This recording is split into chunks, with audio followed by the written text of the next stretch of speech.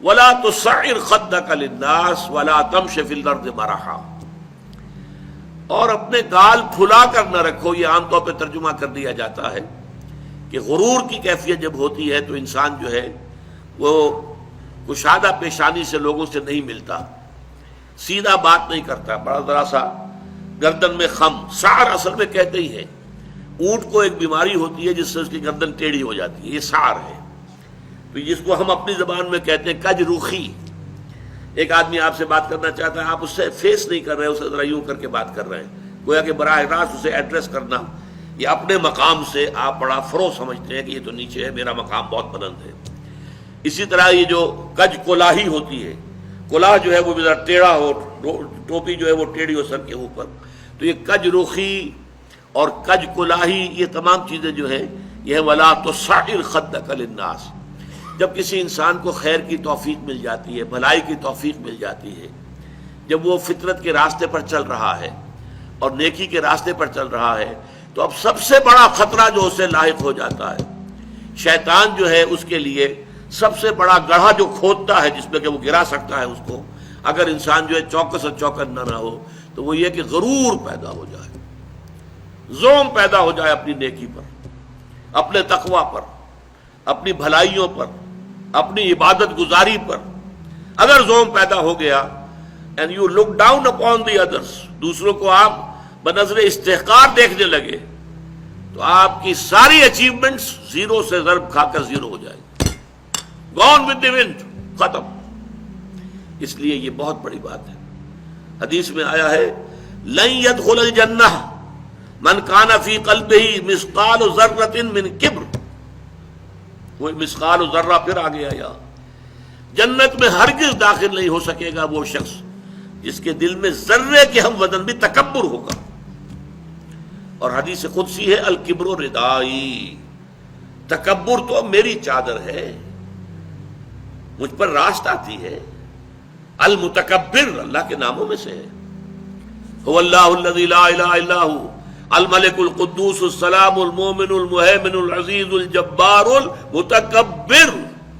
وہ المتکبر ہے، المتعال ہے، بہت بلند ہونے والا اور بہت تکبر کرنے والا. لیکن بندے کے لیے نہیں. بندے کے دل میں اگر تکبر آ گیا تو اس کی ساری نیکی، سارا تقوی زائل ہو جائے گا. ولا تصعر خدک للناس، تواضع ہونی چاہیے. شیخ سعدی نے بڑی خوبصورت اس کے لیے مثال دی ہے. درخت ہے، آم کا درخت ہے، امرود کا درخت ہے، انار کا ہے، سنترے کا ہے. جب اس پر پھل آتا ہے تو شاخیں جھک جاتی ہیں.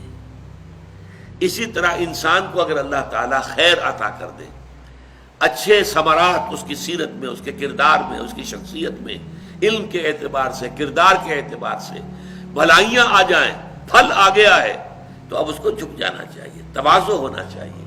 اس کے بجائے اگر تکبر ہو گیا، گردن اکڑ گئی، تو معلوم ہوا کہ بس سارا اپنا کیا دھرا جو ہے وہ ضائع ہو جائے گا. ولا تصعر خدک للناس ولا تمش فی الارض مرحا، اور زمین میں اتراتے ہوئے نہ چلو. اکڑ کر چلنا، اترا کر چلنا. مرح جو ہے وہ فرح سے آگے ہے. فرح کہتے ہیں خوشی سے آپے میں نہ سمانا.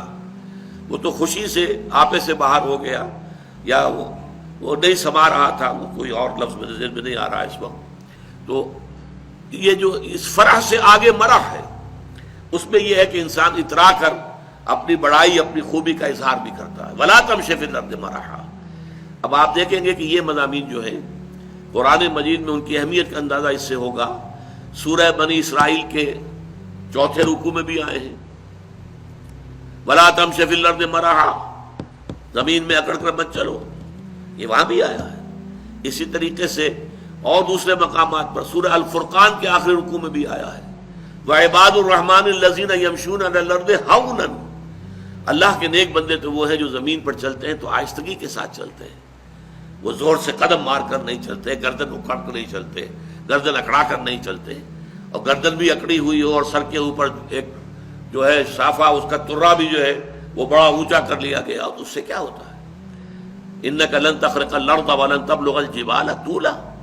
تم کتنے ہی زور سے پاؤں مار کر چلو گے ہماری زمین کو پھاڑ نہیں سکتے، اور کتنی ہی گردن اکڑا لو اور کتنا ہی ترا چڑھا لو پہاڑوں کی بلندی تک تو نہیں پہنچ سکتے.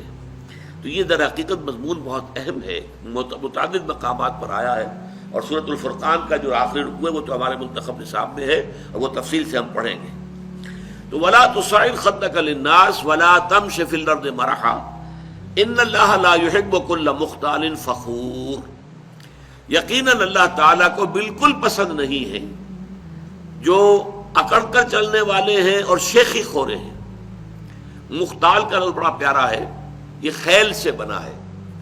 خیل جو ہے اعلیٰ نسل کا گھوڑا، بہت اونچی جس کی پیڈگری ہو، اگر آپ اس کی چال دیکھیں گے اس کی چال میں ایک تمکنت ہوتی ہے. جب انسان اپنی چال میں یہی تمکنت اختیار کرتا ہے تو یہ اختیال ہے، گویا کہ خیل کا سا انداز اختیار کرنا اپنے چلنے میں. خیل سے باب افتعال بنا اختیال. تو اللہ تعالیٰ کو بالکل پسند نہیں ہے. کل مختال فخور، فخر کرنے والے. اپنی نیکیوں پر، اپنی دولت پر بھی فخر ہوتا ہے، لیکن اپنی نیکی پر بھی ہوتا ہے، اپنے علم پر بھی ہوتا ہے، اللہ بچائے. اپنی عبادت پر بھی ہوتا ہے، اللہ تعالیٰ اس سے اپنے حفظ و امان میں رکھے. ان اللہ لا يحب كل مختال فخور.